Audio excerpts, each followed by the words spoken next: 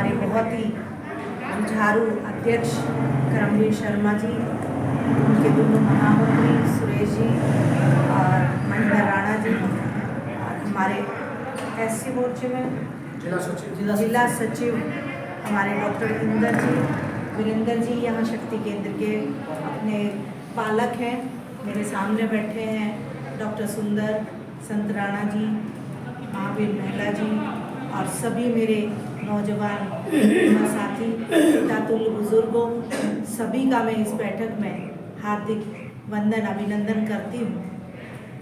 साथ में मैं ये बताना चाहूँगी कि आप सबको पता है कि अब चुनाव आ चुका है और विपक्ष का कैंडिडेट भी आपके बीच में आ चुका है, तो चुनावी बिल्कुल माहौल आप लोग सीजन से भी अब ऑलमोस्ट फ्री होने वाले ही हैं। 2-4 दिन में सीज़न भी हमारा खोलेगा, तो उस हिसाब से सीज़न भी आप फ्री हो जाएंगे, तो चुनावी पूरी तरह से हम चुनावमयी माहौल में आ जाएंगे। तो आज हम भारतीय जनता पार्टी के पक्ष में आप सभी से वोट की अपील करने के लिए यहाँ आए हैं, क्योंकि भारतीय जनता पार्टी जब सत्ता में आई थी तो उन्होंने अंत्योदय की बात की थी। अंत्योदय मतलब अंतिम पायदान पर यदि जो व्यक्ति खड़ा हुआ है उस तक उस योजनाओं का लाभ पहुंचाना, जिसका वो अधिकार है, जिसका वो हकदार है, जिसका उसके अधिकार उसको मिलना ही चाहिए। ये सोच के भारतीय जनता पार्टी सत्ता में आई और करनी और कथनी में अंतर ना रखते हुए उसने हर प्रकार की वो योजनाएं बनाई जो कि गरीब व्यक्ति तक पहुंच सके।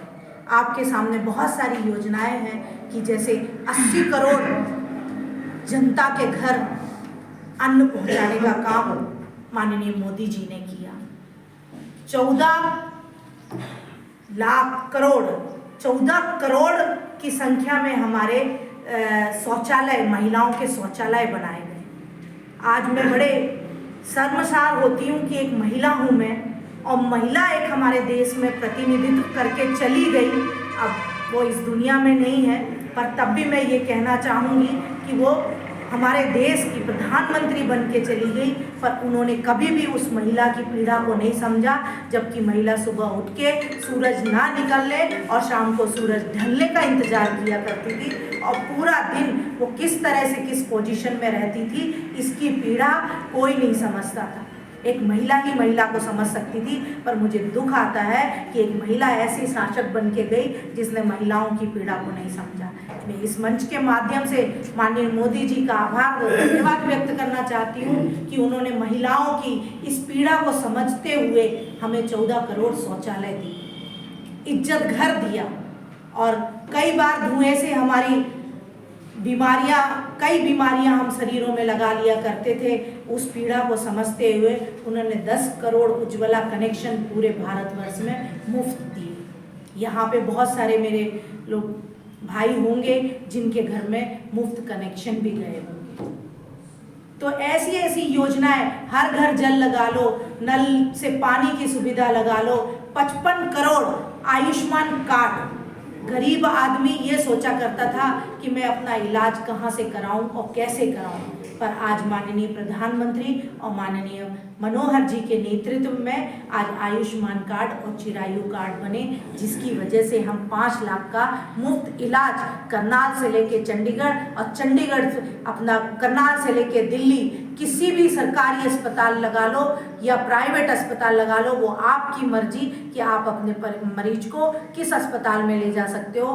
कोई रोक टोक नहीं है, आप किसी भी अस्पताल में जाके उसका 5 लाख का मुफ्त इलाज करा सकते हो।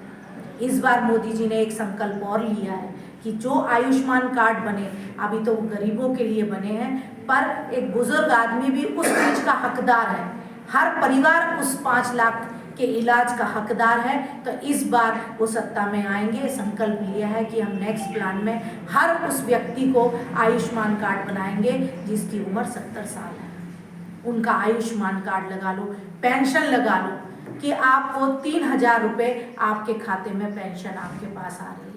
ऐसी बहुत सारी योजनाएं हैं। ये तो मेन योजनाएं हैं जो आप तक पहुंचाने का काम किया और आप तक पहुंच भी रही हैं। ये योजनाएं बिना किसी जब माननीय मनोहर जी हरियाणा में कमांड संभाली तो उन्होंने एक नारा दिया, हरियाणा एक, हरियाणवी एक। इस नारे को उन्होंने चरितार्थ किया और हमारे हरियाणा में 90 की 90 विधानसभा में बिना किसी भेदभाव के, चाहे आपका विधायक विपक्ष का हो, चाहे आपका विधायक आपकी पार्टी का हो, चाहे आपका विधायक आपका निर्दलीय हो, कोई भी विधायक आपके बीच में हो, उसके अधिकार का, उस विधानसभा के अधिकार का हक माननीय मनोहर जी ने अपने नेतृत्व में दिया और समान विकास कराया। सबका साथ सबका विकास लेके चले और उन्होंने पूरी 90 की 90 विधानसभा में समान विकास कराया।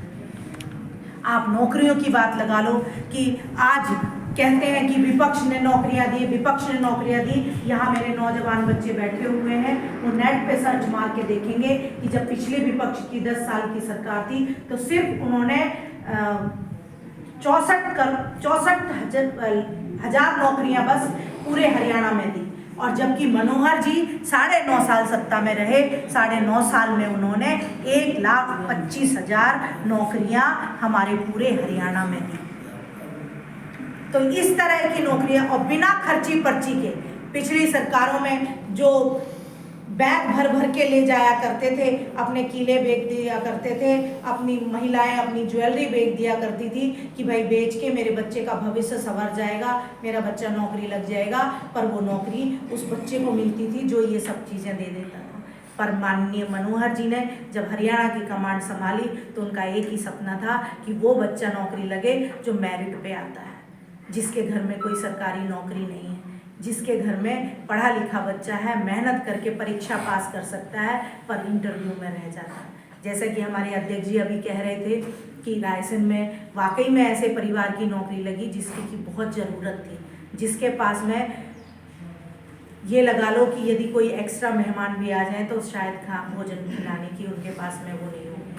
आज उनका बच्चा नौकरी लगा बिना खर्ची पर्ची के, इवन कोई खर्ची पर्ची नहीं दी, किसी को मिठाई भी खिलाने की ज़रूरत नहीं पड़ी, बस बच्चे ने मेहनत की और मेरिट बेस पे सिलेक्ट होके आज नौकरी पाई।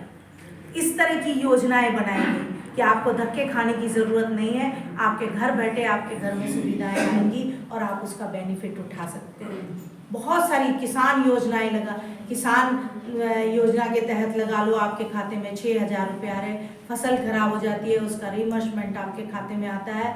पिछली सरकारों के योजनाएं तो बनती थी पर योजनाएं आप तक पहुंचने में वो 500 रुपये चलते थे और आप तक पहुंचने में वही 150 रुपये रह जाया करते थे। कभी भी वो नहीं कि आपको आपके अधिकार जो थे वो आपको नहीं मिले, क्योंकि